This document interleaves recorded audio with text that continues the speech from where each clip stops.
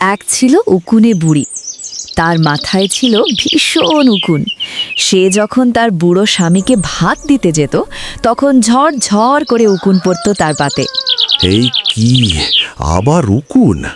একদিন রাগে বুড়ো তাকে মারল। রাগে উকুনে বুড়ি হাঁড়ি আছাড় করে ভেঙে ফেলল আর বাড়ি ছেড়ে চলে গেল নদীর ধারে। নদীর ধারে এক বক বসেছিল। উকুনে বুড়ি, কোথায় যাচ্ছিস? স্বামী মারলে রাগে তাই ঘর বাড়ি সব ফেলে যাই। আরে কেন মারলো তোকে? আমার মাথা থেকে তার পাতে উকুন পড়েছিল। উকুন তো খারাপ না, চল আমার বাড়িতে রান্না করবি। উকুনে বুড়ি বকের বাড়িতে রান্না করতে লাগলো। তার রান্না বকের খুব ভালো লাগলো। একদিন বক একটা বড় শোল মাছ এনে বলল, এই মাছটা ভালো করে রান্না করো। বক চলে গেল নদীর ধারে আর উকুনে বুড়ি রান্না করতে লাগলো। হঠাৎ তার মাথা ঘুরে গেল।